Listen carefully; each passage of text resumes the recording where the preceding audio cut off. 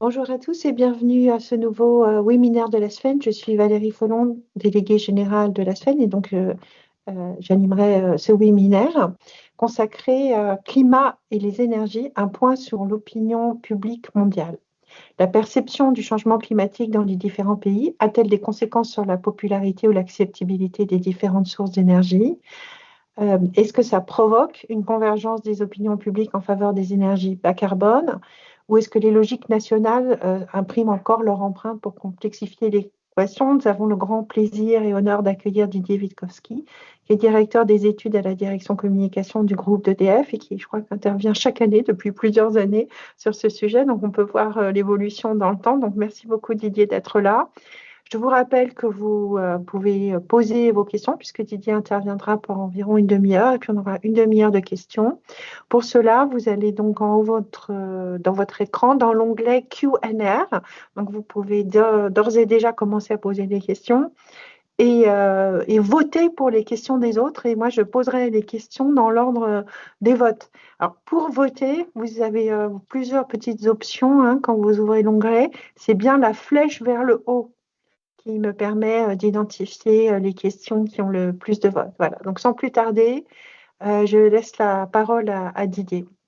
Merci, Didier. Merci Valérie. Bonjour à toutes et à tous.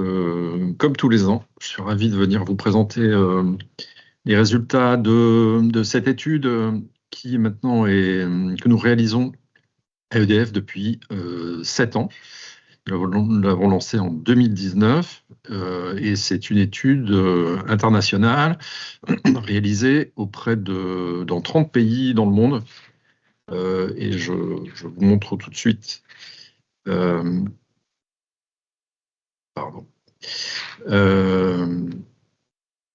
La répartition, vous voyez, dans le monde et les pays dans lesquels nous réalisons cette étude, 30 pays répartis sur les 5 continents. On est représentatif d'à peu près des 2 tiers de la population mondiale. Et pour ce qui est de l'Europe, on n'interroge pas tous les pays en Europe, mais les pays que nous avons choisis représentent à peu près 90% de la population de UE plus Norvège.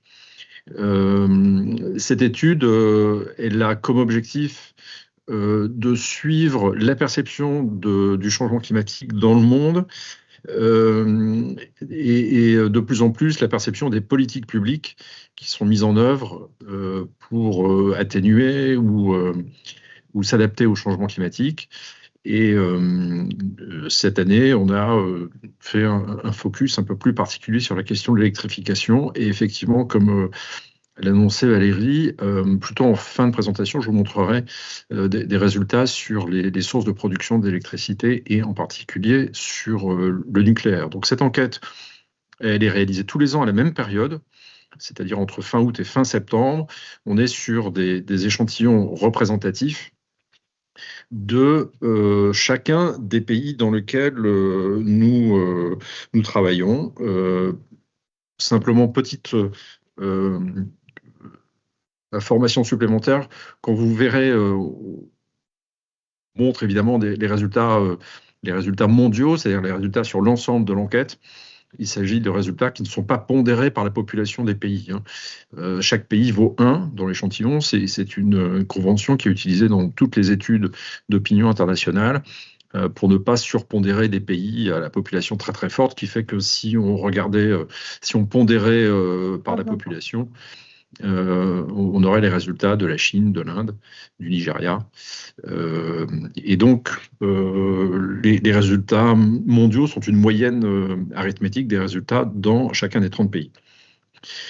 On va commencer par l'arrière-plan de cette question du climat, qui est une thématique qui interroge beaucoup dans les médias depuis quelque temps, qui est la question du backlash, du supposé backlash environnemental qui se produirait dans la plupart des pays et au sein même des opinions publiques. Alors, il y a plusieurs moyens de vérifier la question de la place de l'environnement dans les préoccupations des publics. Une des Une des manières les plus utilisées consiste à regarder les rankings des préoccupations des publics. Quand on regarde ce que nous réalisons, nous, dans l'enquête, avec une liste de préoccupations qui est assez standard, une quinzaine de thématiques environ, ce que l'on constate à l'échelle mondiale, c'est qu'effectivement, on a toujours une très forte pression de la question de l'inflation et du coût de la vie, une thématique qui est apparue en 2022, mais qui ne régresse pas, c'est-à-dire qu'elle ne régresse pas avec la baisse de l'inflation, notamment dans nos pays. En fait, les gens continuent à accuser le niveau des prix et pas tellement l'évolution des prix. Mais vous voyez que la question du changement climatique arrive en quatrième position, et en quatrième position, très très près finalement, dans un mouchoir de poche avec 4 ou 5 thématiques qui sont entre 40 et 45 de citation, c'est-à-dire des thématiques qui sont beaucoup plus proches de la vie quotidienne ou de questions vitales, le système de santé, la question de la pauvreté. Vous voyez également qu'à 42%, les conflits armés et les guerres sont assez hauts dans le classement, mais le changement climatique n'est pas du tout relégué. C'est même une thématique qui est davantage citée que les taxes, les impôts ou que le chômage. En France, c'est une situation tout à fait comparable, avec peut-être un changement climatique qui est un peu plus en arrière, un peu plus derrière des thématiques qui sont citées plus nettement qu'ailleurs. Notamment la question de la délinquance, de la criminalité, des conflits armés, des guerres. C'est-à-dire que, en fait, en France, mais c'est pas qu'en France, c'est aussi en Europe, les questions de sécurité intérieure et extérieure commencent à prendre le pas. D'ailleurs, quand on regarde les évolutions entre 2024 et 2025, on ne peut pas remonter plus loin parce que cette question telle qu'elle est formulée ici, on l'a posée pour la première fois en 2024. En réalité, ce qui se passe, c'est que le changement climatique perd une place, passe de la 4e à la 5e place, mais c'est surtout parce que les autres thématiques montent. En réalité, que ce soit dans le monde ou en France, on est toujours à peu près sur entre, vous voyez, 43%. Bon, on était à 45 l'année dernière, et en France, ça n'a pas bougé. On était à 48, on est toujours à 48, c'est-à-dire entre 45 et 50% de la population qui considère que le changement climatique, c'est une préoccupation importante. En revanche, le climat peut passer derrière d'autres priorités de façon conjoncturelle. Et là, notamment en France, on a une forte montée de la question de la délinquance et de la criminalité et de la question des conflits armés. Évidemment, la résurgence du conflit ukrainien et de la menace russe pèse évidemment en France, mais pas que.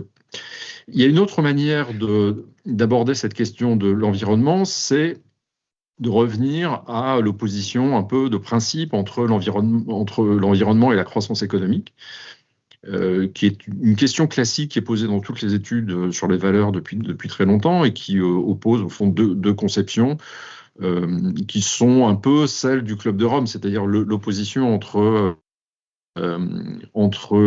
la préservation de l'environnement et une croissance économique infinie. Quand on pose cette question aux personnes interrogées de façon beaucoup moins intellectuelle, mais qui consiste à dire, en fait, est-ce qu'on devrait, dans votre pays, donner la priorité à l'environnement, même si ça peut ralentir la croissance économique, ou est-ce qu'au contraire, il faut donner la priorité à la croissance et aux emplois, même si ça peut avoir des conséquences néfastes sur l'environnement? Alors, en niveau, on est sur, vous voyez, à chaque fois, des populations qui sont très scindées, très divisées en deux, 40-40 à peu près, que ce soit en France, en moyenne mondiale ou en Europe. Simplement, la tendance, elle est plutôt à la baisse, effectivement. C'est-à-dire qu'il y a bien un phénomène de retrait de la priorité environnementale versus la croissance économique. C'est-à-dire que la préoccupation économique et les tensions économiques font que, de façon assez tendancielle, en Europe, et avec des temporalités un peu différentes, mais on arrive à peu près au même résultat. C'est-à-dire que effectivement, l'environnement recule quand il est mis en face de la priorité à la croissance et à l'économie. Donc ça change effectivement un peu le contexte. On n'est plus du tout dans les années 2019, 2018, 2019, où la question environnementale était, vous voyez, très, très forte et avait une assise très forte dans les opinions. C'est plus le cas aujourd'hui. Quand on aborde la question du climat, on en vient assez vite à la question du débat sur sa réalité et ses origines. Alors, c'est quand même une thématique dont on peut aujourd'hui peut-être interroger la pertinence. Et je ne vous cache pas que dans les prochaines vagues de l'Obscope, on va peut-être un peu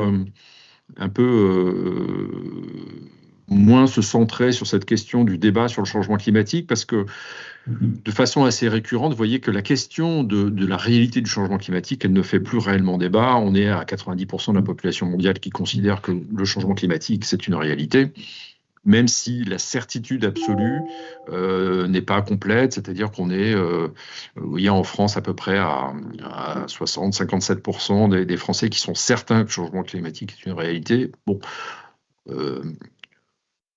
en fait, ce taux de certitude, il est quand même très élevé. Et donc, on peut se dire que le débat sur le changement climatique, sur sa réalité, il est peut-être derrière nous. Et que la question des origines du changement climatique, c'est-à-dire est-ce que ce changement est dû à des origines humaines ou plutôt à des origines naturelles, il est aussi là assez stable, c'est-à-dire qu'on a une population, que ce soit dans le monde ou en France, vous voyez à peu près d'un tiers de la population qui interroge encore les origines humaines du changement climatique, mais on a les 2 tiers de la population qui considèrent que c'est bien l'homme qui est à l'origine de ce bouleversement. Et là aussi, on est sur quelque chose qui ne bouge plus depuis les années 2019-2020, c'est-à-dire que ce rapport de force 2 tiers, 1 tiers, il est maintenant ancré dans les populations et avec une structure géographique qui ne change pas non plus, c'est-à-dire que les pays les plus climato-sceptiques restent, vous voyez, ceux en rouge, c'est-à-dire les pays de l'Est, les pays du Golfe, les États-Unis, l'Australie. Quelques évolutions intéressantes malgré tout à observer sur une moyenne durée depuis 2019. Les pays dans lesquels le climato-scepticisme a progressé, alors il n'y a pas peu de cohérence géographique, peut-être un peu plus une cohérence idéologique lorsqu'on regarde les élections récentes dans ces pays-là. Donc, la Pologne, l'Espagne, l'Italie, le Chili, la Colombie, avec des temporalités assez différentes, dont on ne peut pas dire qu'elles soient complètement reliées aux épisodes électoraux. Même si vous le voyez au Chili, il y a une forte montée du climato-scepticisme depuis l'élection de Gustavo Petro. En Colombie, de façon assez étonnante, le climato-scepticisme progresse. Alors, il reste très, très inférieur à la moyenne mondiale, alors même que la Colombie a élu pour la première fois un gouvernement socialiste. Bon, vous voyez, on ne peut pas totalement expliquer la montée du climato-scepticisme par la victoire de partis de droite ou voire d'extrême droite. Vous voyez par exemple qu'en Italie, le climato-scepticisme a progressé avant l'arrivée de Giorgia Meloni. Autre élément du climato-scepticisme, c'est le relativisme des conséquences. Et là, on est aussi sur quelque chose qui est très stable, qui ne bouge plus maintenant, c'est-à-dire un rapport de force 55-45 dans le monde autour de cette idée que 55% pensent que les conséquences du changement climatique, elles sont principalement négatives, mais vous avez 45% qui nous dit soit, en fait, c'est un peu les deux. On peut attendre des impacts positifs et négatifs, soit on ne sait pas très bien et on ne répond pas à la question. Donc, cette question des conséquences, elle est pas tranchée et les pays, notamment les pays du Nord de l'Europe, les pays qui ont des climats plus froids, sont des pays dans lesquels on considère qu'après tout, un réchauffement de la température, c'est quelque chose qui peut apporter plutôt être ressenti de façon positive. Alors, ce changement, la question de la perception du changement climatique, elle interroge sur les signes sur lesquels les gens se repose ou qu'est-ce qui informe de ce changement climatique et qui convainc vraiment les gens qu'on est en train de vivre un bouleversement. On a cru pendant assez longtemps, en tout cas au moment où on a lancé l'enquête, que la multiplication des catastrophes allait sans doute convaincre les gens de cette réalité. En fait, c'est sans doute moins les catastrophes que des signes plus lents qui sont vraiment convaincants aux yeux des gens. Et quand vous posez la question des signes qui font penser qu'il y a vraiment une réalité du changement climatique, en fait, les publics de tous les pays répondent principalement à la hausse des températures et les épisodes de forte chaleur, canicule, et de façon très, très nette. Vous voyez qu'on est à une personne sur deux, 49%. Suivi d'autres signes un peu plus diffus, mais qui sont aussi des signes lents et des évolutions irrépressibles, c'est le dérèglement des saisons et la fonte des glaciers en montagne. En France, on a évidemment ce même diptyque canicule, hausse des températures, qui est le signe qui convainc les gens du changement climatique, mais en plus, à 39%, donc quand même assez haut, la question de la fonte des glaciers en montagne, ce qui est d'ailleurs un trait des Européens. Les Européens sont aussi très frappés par ce recul des glaciers qui est très démonstratif de l'existence du changement climatique. Donc, je pense qu'aujourd'hui, on peut être vraiment convaincu que ce ne sont pas les ouragans, les tempêtes, ni même les inondations qui sont les plus convaincants, ce sont plutôt les signes lents et les signes irrépressibles, c'est-à-dire le fait que on n'est pas sur des allers-retours et en fait ces signes progressent et ne reviennent jamais en arrière, et notamment c'est la question des températures montre que le changement climatique est avant tout un réchauffement climatique, et que c'est bien la chaleur qui convainc la plupart des opinions publiques, et ça sur toute la planète. C'est-à-dire que quel que soit l'endroit, quelle que soit la zone géographique, vous voyez que c'est la hausse des températures qui vient très, très, très nettement, toujours avec la canicule pas très loin, c'est-à-dire les épisodes de forte chaleur. Ensuite, il peut y avoir des hiérarchies un peu différentes, et notamment les inondations marquent les esprits en Asie. En Australie également, l'Australie a été fortement marquée par des épisodes d'inondation. En revanche, c'est très étonnant pour l'Australie, les opinions citent assez peu les feux de forêt, alors que les grands feux de forêt sont cités en Amérique du Nord, principalement évidemment par les Canadiens, mais aussi par les États-Unis. Vous voyez que en Europe, la fonte des glaciers arrive en deuxième position parmi les signes qui convainquent du changement climatique. Cette quatrième partie s'appelle « Vivre avec le changement climatique » parce que derrière cette stabilité des polémiques aujourd'hui, des polémiques qui finalement sont peut-être des polémiques anciennes maintenant sur les origines du changement climatique ou sa réalité, se profile la question du vivre avec le changement. D'autant plus que les prévisions sur l'atténuation possible de la montée des températures, le fait qu'on n'arrivera pas aux 2 degrés à la fin du siècle, fait qu'une partie des populations commence à s'habituer à l'idée que ce changement climatique, on ne le fera pas reculer autant qu'on le pensait, et donc il va falloir vivre avec. Et ça peut se traduire par le fait que, et ça surprend souvent les interlocuteurs à qui je présente les résultats de cette étude, c'est que la préoccupation, l'inquiétude des publics ne progresse pas. Et là, il y a quelque chose d'assez déstabilisant parce que on a toujours imaginé qu'au fur et à mesure que les signes du changement climatique se multiplieraient, et on voit bien à quel point les gens sont sensibles à la question de la hausse des températures, qui est quelque chose de très convaincant, très démonstratif, et bien l'inquiétude ne progresse pas pour autant. C'est-à-dire que la part des populations qui sont très préoccupées par le changement climatique, qui choisissent une note de 9 à 10 sur une échelle de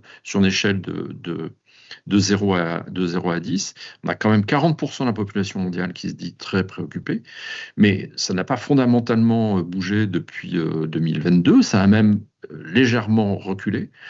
Et dans un pays comme la France, qui est très concerné par les canicules, et d'ailleurs les gens le disent hein, dans l'enquête, lorsqu'on leur demande à quoi ils ont été confrontés récemment, les épisodes caniculaires, les hausses de température sont très fortement cités en France, notamment en 2025. Bon, il se trouve qu'en 2025, on a été touché par 2 vagues de canicules en juin et en août, et que ça a quand même marqué les esprits. Ben, pour autant, on n'a pas du tout de montée de la préoccupation. On a même en France un recul plus net. On passe de 35 à 29%, ce qui est sans doute un signe d'une sorte d'accommodement avec la réalité, en tout cas d'un relatif réalisme, et peut-être d'un basculement des priorités des publics vers la question de l'adaptation et de la question du vivre avec. Cette question de vivre avec le changement climatique, elle se pose déjà pour une partie de la population quand on les interroge sur la probabilité de devoir changer de lieu d'habitation dans les 10 ans. À l'échelle mondiale, vous avez un tiers de la population qui vous répond que oui, effectivement, certainement ou probablement, elle ne pourra plus habiter là où elle habite dans les 10 ans, compte tenu du changement climatique. Et en France, on est à 20%. Ce qui n'est quand même pas neutre, 20% de la population dans des pays qui se disent plutôt plus à l'abri du changement climatique qu'ailleurs. Quand on pose les questions sur est-ce que vous pensez que votre pays, vous êtes exposé au changement climatique, ben, en fait, le niveau d'intensité de l'exposition, il est quand même plus bas dans les pays européens parce que les niveaux de résilience des pays européens sont plus élevés en termes d'infrastructures, en termes de secours, etc. La raison pour laquelle, alors, quand on regarde d'ailleurs les pays, vous voyez qu'on a des écarts très importants de pronostics sur les obligations de changer de lieu d'habitation. Vous avez des pays comme l'Inde, les Émirats, l'Indonésie, la Turquie, vous montez à plus de la moitié de la population qui prévoit de changer de lieu d'habitation dans les 10 ans qui viennent. C'est quand même assez colossal. C'est 63% en Inde. Donc les prévisions sont quand même très, vous voyez, très nettes, très fortes, voire inquiétantes. Quand on regarde un peu le détail en France, on s'aperçoit que les gens qui pronostiquent un changement sont plutôt des gens des centres-villes, des métropoles. C'est l'Île-de-France et pas tellement les ruraux. Ce qui donne déjà un indice sur la raison pour laquelle les gens imaginent devoir quitter leur lieu d'habitation. Bah, quand on leur pose la question, ils vous répondent de façon unanime en France, presque unanime, en tout cas très majoritaire en France, à 61%, c'est à cause de la chaleur. C'est-à-dire que nos habitations n'ont pas été prévues pour supporter les chaleurs caniculaires. Et donc, les populations qui envisagent de quitter leur domicile, c'est essentiellement parce que, et ça se pose beaucoup dans les centres-villes surchauffés, les appartements trop chauds, vous voyez, 61%, les chaleurs trop élevées. C'est le cas en Europe, 48%, mais c'est moins aigu dans le reste de l'Europe qu'en France. Mais après tout, on sait que la France fait partie des 5 pays qui se réchauffent le plus rapidement dans le monde. Et donc, la question des canicules, alors peut-être qu'on a une surévaluation des réponses parce qu'on a vécu une année caniculaire en 2025, mais à l'échelle mondiale, c'est aussi la question de la chaleur avec des spécificités malgré tout. Vous voyez que dans des pays comme l'Inde ou l'Indonésie, évidemment, la question des risques d'inondation est très, très fortement citée. Vous avez la question, alors de façon peut-être un peu étonnante, en Norvège, c'est la question des terres, la question des terres qui ne seraient plus cultivables. Et puis la montée du niveau de la mer, singulièrement à Singapour, en Inde, au Nigeria. En France, il y a une petite particularité également, c'est que vous avez un taux assez élevé de citations sur les fissures. Et là, évidemment, ça fait allusion au retrait-gonflement des argiles, dont vous savez que les enjeux sont devant nous dans les années qui viennent, avec des questions qui portent sur la capacité d'assurer retrait gonflement des argiles qui a déjà occasionné, je crois, plus de 3,5 milliards cette année, de 3,5 milliards d'indemnisation pour les assurances. Enfin, on est sur quelque chose d'assez colossal. Alors, la responsabilité des acteurs dans tout ça, que ce soit pour atténuer ou pour adapter, quelle est-elle? Eh bien, à l'échelle mondiale, la question de la lutte contre le changement climatique, elle est attribuée principalement au gouvernement, et ça depuis toujours. Il y a, de ce point de vue, pas tellement de changement. On a une sorte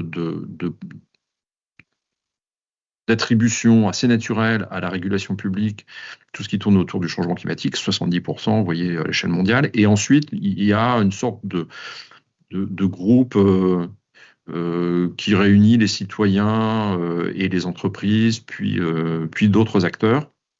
Alors qu'en France, on est sur un triptyque qui réunit le gouvernement, les entreprises et les citoyens.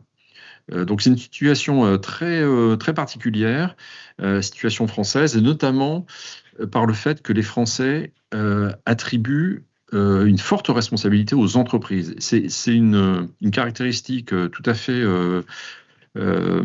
fait spécifique. La France, sur les 30 pays, hein, la France est le pays qui attribue le plus de responsabilités aux entreprises. Et quand on passe du devoir agir à l'action réelle, le diagnostic est assez sévère, en tout cas en France. Là, je vous montre les résultats européens et français pour des raisons de cohérence, c'est-à-dire que c'est plus cohérent de comparer la France aux pays européens qu'à un ensemble plus vaste et plus hétérogène de pays, notamment en termes de politique publique. En tout cas, les résultats vont dans le même sens en Europe et en France. C'est le sentiment qu'il y a une sorte de retrait, de désinvestissement des acteurs publics, en tout cas par rapport à l'année dernière. Vous voyez que tout baisse en Europe, hein, que ce soit l'investissement, l'engagement des gouvernements, des entreprises. Et en France, ça baisse aussi, même un peu plus, un résultat plus sévère sur les gouvernements. Bon, il faut dire aussi qu'on est dans une situation gouvernementale compliquée depuis maintenant 1 an, mais le jugement sur les entreprises baisse, y compris sur les autorités locales. Donc, les pouvoirs publics, les responsables donnent le sentiment de délaisser un peu la question climatique depuis l'année dernière. Et quand on creuse sur les entreprises et qu'on s'intéresse au secteur en demandant au grand public, selon vous, chacun des secteurs suivants est engagé ou pas en faveur de la transition écologique, on a à l'échelle mondiale quelque chose qui est assez homogène, même si on voit déjà 3 secteurs qui suscitent plutôt l'indulgence du public. Il s'agit des fournisseurs d'électricité, des agriculteurs et des constructeurs automobiles. Mais quand on regarde les résultats en France, là, pour le coup, on a un fort clivage entre les 3 premiers et les suivants. C'est-à-dire qu'autant il y a effectivement une relative indulgence de nouveau sur les fournisseurs, les agriculteurs et les constructeurs automobiles. Alors, indulgence relative, hein, parce que on est à peine à un Français sur 2 qui considère que ces entreprises-là, ces secteurs-là sont engagés dans la transition écologique. Des résultats, personnellement, on se félicite plutôt d'être en haut du tableau, nous, les fournisseurs d'électricité. Mais vous voyez que les autres secteurs ont beaucoup de peine à crédibiliser leurs engagements dans le domaine, que ce soit les banques, les entreprises du numérique ou les entreprises de transport, encore plus les fournisseurs d'énergie fossile. Si on entre maintenant un peu plus dans le détail des politiques climatiques, on passe des acteurs aux politiques, on a un set de mesures que l'on teste depuis le début de l'enquête, presque depuis le début. Il y a certaines mesures qu'on a rajoutées en cours de dispositif ces dernières années. En fait, nous testons un certain nombre de mesures qui sont beaucoup des mesures contraignantes, pas que. On a aussi des mesures fiscales ou des mesures d'interdiction. En fait, les seules qui sont réellement acceptés. Là, je commente surtout les résultats français. Alors,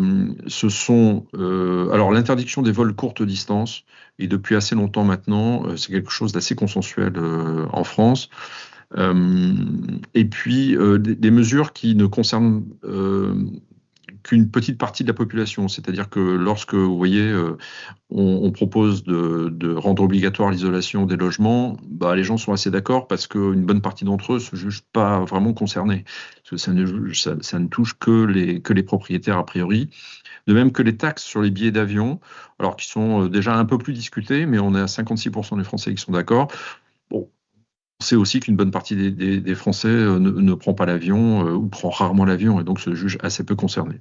En revanche, lorsqu'on commence à toucher aux taxes ou à la voiture, au déplacement, là, on ne dépasse plus les 30% d'approbation, c'est-à-dire qu'on est très très loin de conditions qui permettent l'adoption de ce type de mesures quand on est un gouvernement, a fortiori un gouvernement qui ne dispose pas de majorité à l'Assemblée. Mais vous voyez que quand on parle de taxes sur les énergies fossiles, donc une taxe carbone, d'interdire les voitures thermiques en centre-ville ou même l'interdiction des voitures thermiques, on voit que toutes ces mesures sont très impopulaires. Impopulaires parce qu'elles suscitent même, vous voyez, des refus très forts de 30% qui disent pas du tout d'accord. Les baisses cette année, elles sont plus prononcées dans 3 domaines: le malus écologique et l'interdiction de la vente des voitures thermiques en 2035. Alors il faut dire aussi que cette thématique-là, elle a été réactivée par les constructeurs eux-mêmes qui mènent une campagne pour l'atténuation de cette échéance. Et puis quelque chose qui est très conjoncturel, mais il y a eu pas mal de bruit sur l'augmentation des ordures ménagères dans pas mal de mairies. Et donc, on en mesure les traces dans cette enquête. Plus important, la question de l'échéance de 2035, elle suscite une opposition croissante dans la plupart des pays européens. Ces dernières années, la Belgique, la France, l'Allemagne y a toujours été très opposée, et même plus opposée que les Français. Vous voyez que l'opinion publique allemande est très rétive à cette question-là. L'Italie, on est passé de 62 à 42%. En fait, on a observé des baisses très fortes, y compris en Espagne. On est passé de 57 à 46 en une année entre 23 et 24, tout simplement dans des pays où il y a beaucoup d'usines de construction de voitures et où la question de la contribution à l'emploi se pose. Et donc, vous voyez bien que cette échéance de 2035, elle est vite transformée en une menace sur l'emploi automobile, d'autant que vous avez vu dans les questions précédentes que les gens considèrent que les constructeurs automobiles font ce qu'ils peuvent pour réaliser leur transition, et donc sont plutôt du côté des victimes de cette échéance. Les constructeurs automobiles ne sont vraiment pas les méchants de l'affaire. Ils sont plutôt vus du bon côté de la barrière. Alors, il y a d'autres mesures que l'on voulait tester cette année et on a mis le focus sur l'électrification des usages. Quand on parle de remplacer les énergies fossiles par de l'électricité d'ici 10 ans, on est sur quelque chose d'assez, je ne dirais pas consensuel, mais enfin, quand même avec des majorités très fortes et surtout peu d'opposition à cette question de l'électrification qui paraît une évidence pour toutes les opinions publiques mondiale, européenne et en France assez largement. Vous voyez que on est à 65% d'acceptation. À l'échelle mondiale, vous voyez qu'on est la France est dans la partie moyenne basse, comme la plupart mais plutôt en tête des pays européens. Vous voyez que cette question aussi de l'électrification, elle est très populaire dans les pays du Sud. Parce que l'électrification, en réalité, si on pense notamment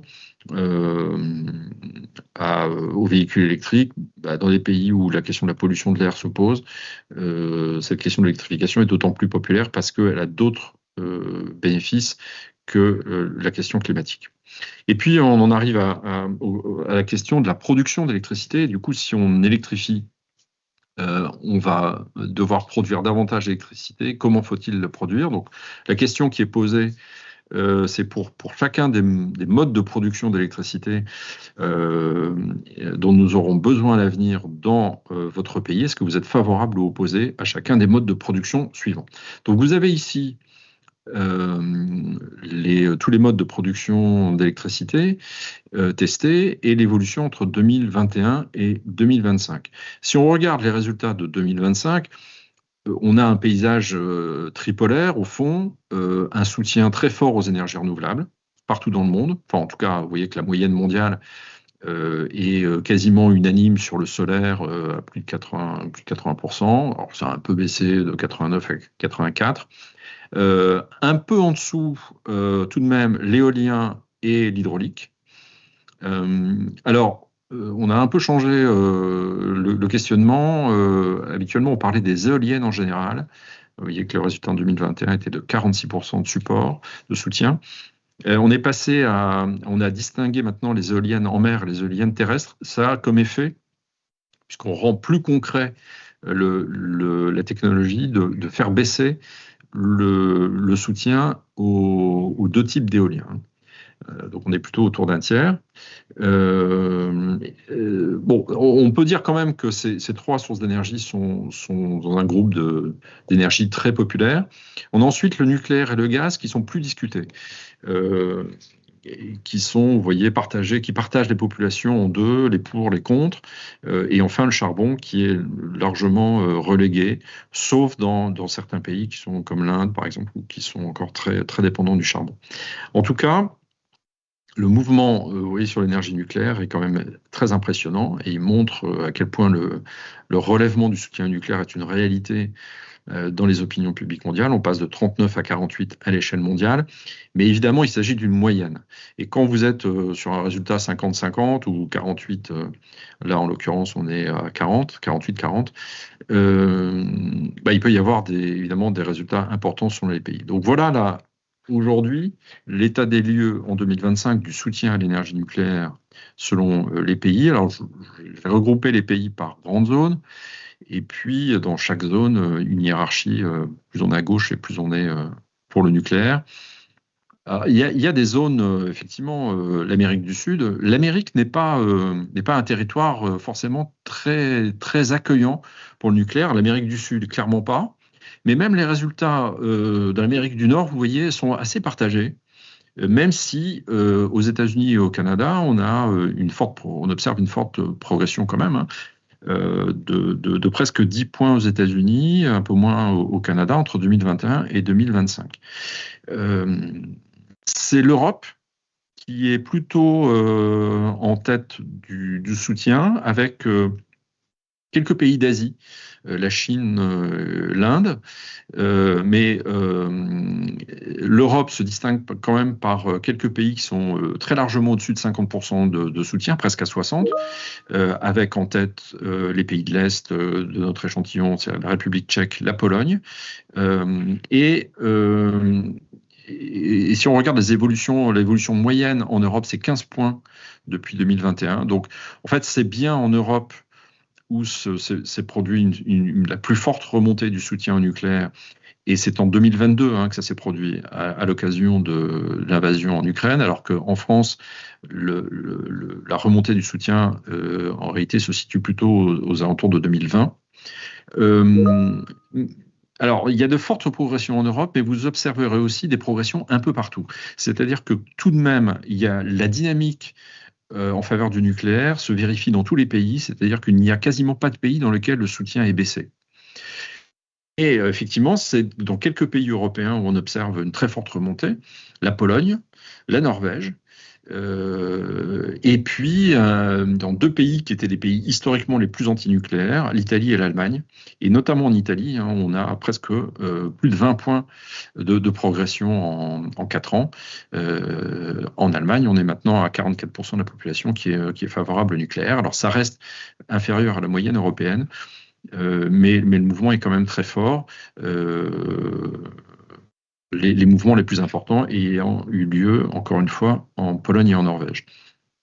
Un petit regard sur la sociologie de ce soutien au nucléaire en Europe, pour confirmer quelque chose qu'on a observé depuis toujours en France, qui est que c'est la proximité politique qui est la plus déterminante du soutien au nucléaire. C'est-à-dire que les sympathisants des partis du centre ou des pays de droite sont les plus favorables au nucléaire, avec plus de 60, plus de 60%, 63, 66. Les sympathisants de gauche en Europe sont plutôt plus sceptiques, en tout cas plus partagés. 42, 47, et puis assez logiquement, les sympathisants écologistes sont toujours beaucoup plus anti-nucléaires. L'autre clivage persistant, c'est le clivage de genre entre hommes et femmes, avec un écart de presque, pas tout à fait 20 points, mais 18 points. Vous voyez entre les hommes et les femmes étant traditionnellement plus sceptiques et plus rétives au nucléaire. En revanche, le clivage d'âge n'est pas si important que ça, hein, et c'est un peu la même situation qu'en France. En réalité, le clivage d'âge, c'est un clivage qui sépare les plus de 60 ans des moins de 60 ans, mais certainement pas les moins de 25 ans. En tout cas, pas sur cette question telle qu'elle est posée dans l'enquête. Je voulais vous montrer, pour terminer, aussi la spécificité française sur l'éolien. C'est-à-dire que le soutien à l'éolien terrestre, c'est en France qu'il est le plus faible. Et donc, toutes les polémiques autour de l'éolien sont sans doute peu transposables dans beaucoup d'autres pays, mais la France fait partie des pays les moins favorables à l'éolien terrestre, avec le Japon, la Norvège et, surprise, l'Allemagne, qui n'est pas très loin de la France, 59%. Et là-dessus, il faudrait vérifier, je ne l'ai pas fait, mais que peut-être il y a eu des évolutions assez fortes ces dernières années. Et puis je vous propose pour terminer deux visuels sur les États-Unis, parce qu'on s'est quand même posé la question de l'impact de l'élection de Donald Trump sur les opinions publiques américaines. Et on a vérifié une première question qui est la question des énergies fossiles. Est-ce que les positions de Trump ont eu un impact sur le soutien aux fossiles de l'opinion publique américaine? Pas du tout. En réalité, quand vous voyez entre 2021 et 2025 l'opinion des Américains sur la production d'électricité à l'aide de gaz ou de charbon, ça n'a pas progressé. Et le soutien au solaire et à l'éolien n'a pas baissé. Alors, il a un peu baissé sur le solaire, mais on est quand même encore très très haut, alors que sur l'éolien, vous voyez que c'est parfaitement stable et ça reste très très haut. Autre question, le soutien à la science, la popularité dont bénéficie, la crédibilité dont bénéficie la science, malgré les offensives du camp Trump contre les scientifiques. Vous voyez que l'idée que le monde se porte mieux avec la science et la technologie, c'est une idée qui reste très populaire aux États-Unis, qui n'a pas bougé et qui est même plus populaire qu'en Europe, 62 contre 53. Voilà, j'en ai terminé. Merci beaucoup de votre attention. Je suis évidemment disponible pour répondre à toutes vos questions, si vous le souhaitez. Merci beaucoup, Didier. Donc, je vous invite à poser vos questions. Donc, je vous rappelle, il faut aller dans l'onglet Q&R et vous avez en haut là démarrer une discussion. Alors, c'est pas démarrer une discussion, c'est poser la question. Donc, vous avez une petite flèche à droite. Et après, pour voter sur les questions, vous appuyez sur les flèches. Voilà.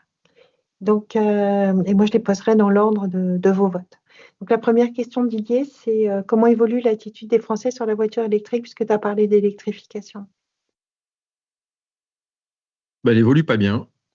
C'est-à-dire qu'on a une population française qui fait partie des plus rétives face à la voiture électrique. Cette réticence, on la voit dans les potentiels d'adoption.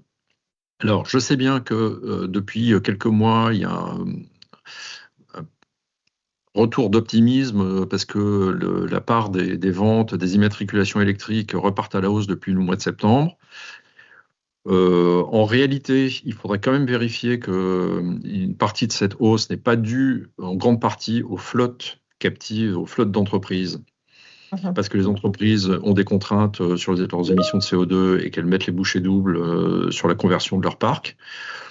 Moi, j'ai lu que quand même une bonne partie, quasiment 80% des immatriculations étaient des immatriculations de flotte. Donc en fait, il faudrait quand même vérifier que cette remontée des immatriculations électriques laisse un peu de côté les particuliers, même si on constate quand même assez bien la popularité de toutes ces opérations de leasing et qu'à chaque fois qu'on donne des signes d'incitation ou d'aide, les Français suivent plutôt. Mais en réalité, quand on mesure les potentiels d'adoption, ils ont reculé depuis un an et assez nettement. Hein.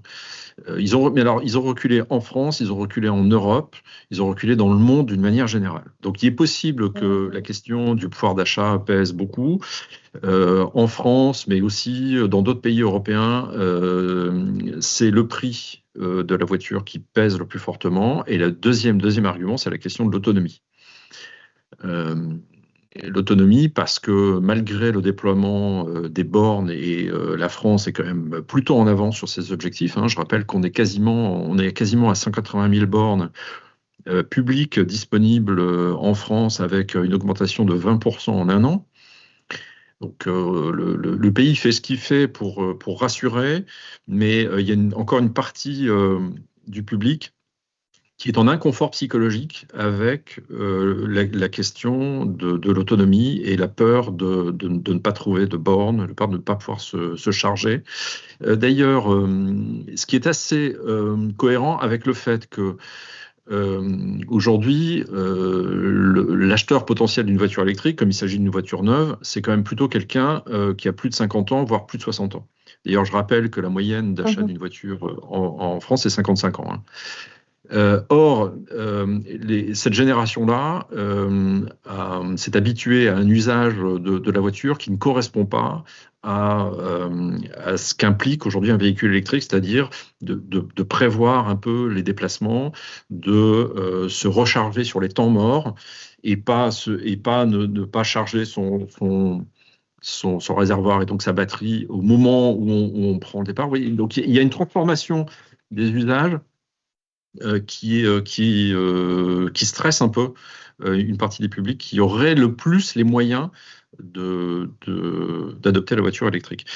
Il y a un deuxième frein, alors qui là est plus idéologique et qui est spécifiquement français, c'est-à-dire qu'on met en doute en France le profit écologique environnemental de la voiture électrique. Ça, c'est tout à fait particulier, c'est-à-dire que les arguments anti-voiture électrique, les arguments sceptiques autour du bilan CO2 ont pris énormément.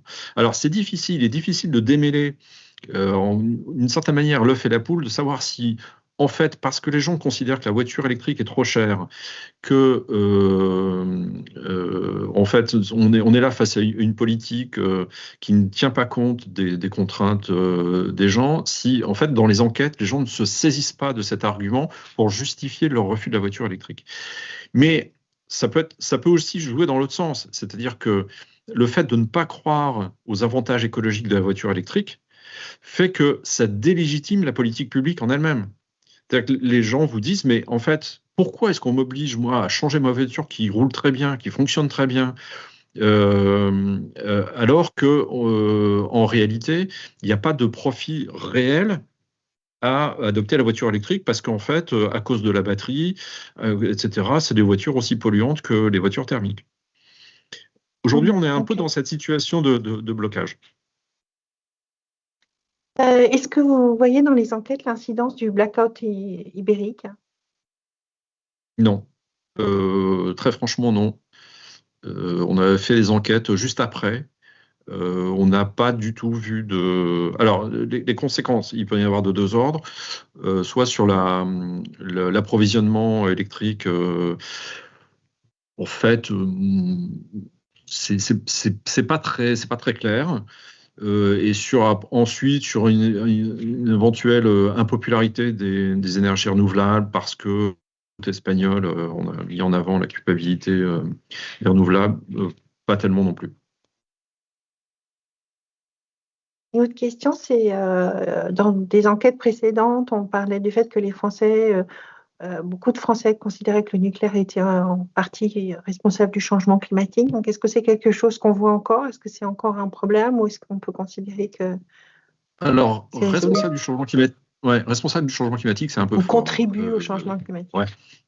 En fait, la question qui était posée depuis toujours, c'était effectivement soit contribue, en tout cas émet des gaz à effet de serre, qui provoquent le changement climatique. Non, cette perception-là, elle s'est beaucoup améliorée depuis 2-3 ans. On est aujourd'hui autant on était sur un rapport qui était presque 45-55 en faveur de l'innocuité climatique du nucléaire. Aujourd'hui, on est plutôt à 60%. Donc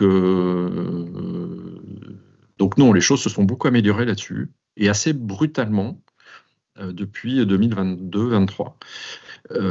Et aujourd'hui, quand on pose la question des énergies, on a fait un petit travail assez même conséquent sur la question du vocabulaire de la transition énergétique. Quand on parle d'énergie décarbonée, alors souvent ça laisse les gens un peu froids et assez interrogateurs, mais ceux qui savent parlent des renouvelables et du nucléaire.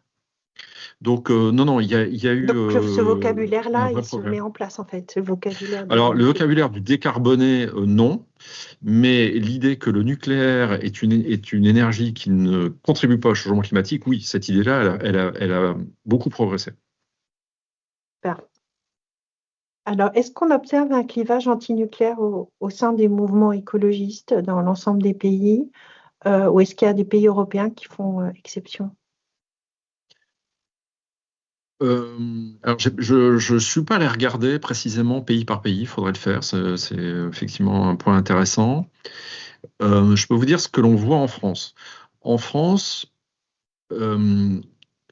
alors, ce ne sont pas les militants, parce que dans les enquêtes, les gens qui se jugent proches des partis écologistes ne sont pas, et loin de là, tous des militants écologistes.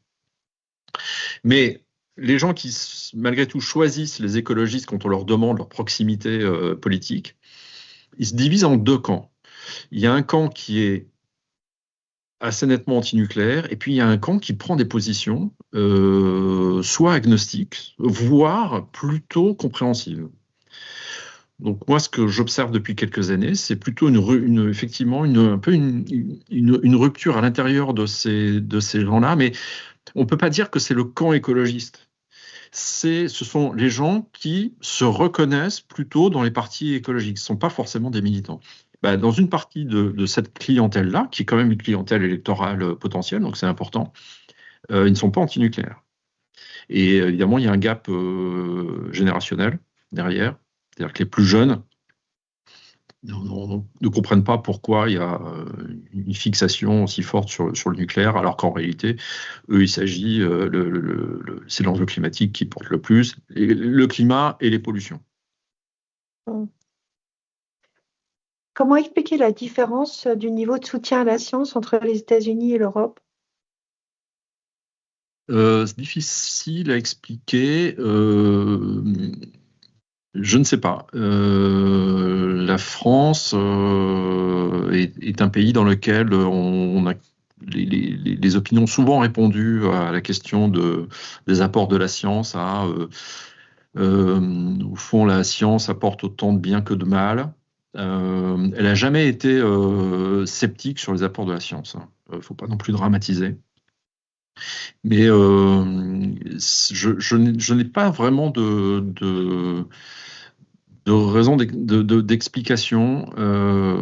Il faudrait un peu vérifier s'il y a un lien entre ces opinions plus sceptiques sur la science et justement la proximité politique avec certains partis. Je ne suis pas allé vérifier, par exemple, s'il y avait un lien avec la proximité avec l'extrême droite, etc. Donc, pardon, mais je n'ai pas creusé le sujet. Mais j'avoue que c'est un sujet passionnant. Oui.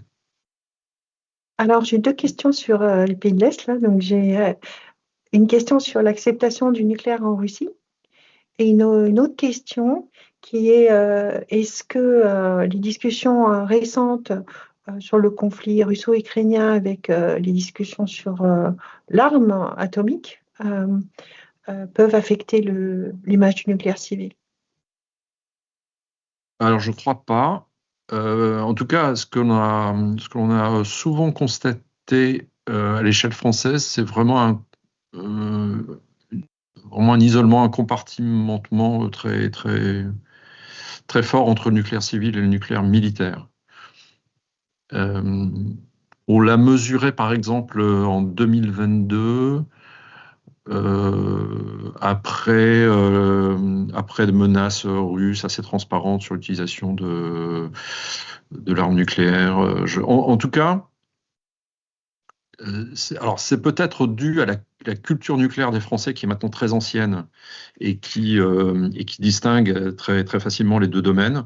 Dans d'autres pays, je ne sais pas. Les résultats, l'évolution de résultats du soutien des Polonais au nucléaire va plutôt dans le sens aussi d'un isolement très, très, très clair entre les deux domaines. C'est-à-dire que les Polonais sont d'autant plus aujourd'hui, soutiennent d'autant plus l'énergie nucléaire, alors qu'ils sont sous une menace russe beaucoup plus aiguë. Donc, et sur la Russie, les Russes, ils soutiennent aussi l'énergie nucléaire? Alors, les Russes, on a interrogé, on avait la Russie dans nos échantillons jusqu'en 2022. Il nous est plus possible de faire d'enquête en Russie, pour des raisons que vous imaginez assez clairement. Cela dit, quand on réalisait l'enquête encore en 2021, les Russes sont encore très pro-nucléaires. Oui. Ok. Est-ce que il y a un risque là actuellement, tu as montré des chiffres qui sont vraiment positifs sur l'évolution de l'opinion publique mondiale sur le nucléaire. Est-ce qu'il y aurait un risque de backlash et qu'est-ce qui pourrait provoquer ce backlash?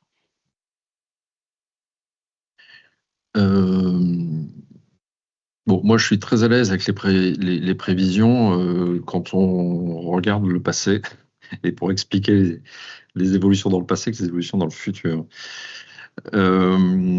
Oui, un backlash est toujours possible. J'ai un peu de mal à imaginer un véritable backlash. En fait, ce qui, je crois, raffermit les opinions sur le nucléaire, c'est l'encodage politique. Alors, on peut considérer que ce n'est pas forcément une bonne nouvelle. Mais en réalité, le très fort soutien dont bénéficie l'énergie nucléaire par une partie de l'échiquier politique, et en Europe, en fait, tous les partis qui vont du centre jusqu'à l'extrême droite, font que,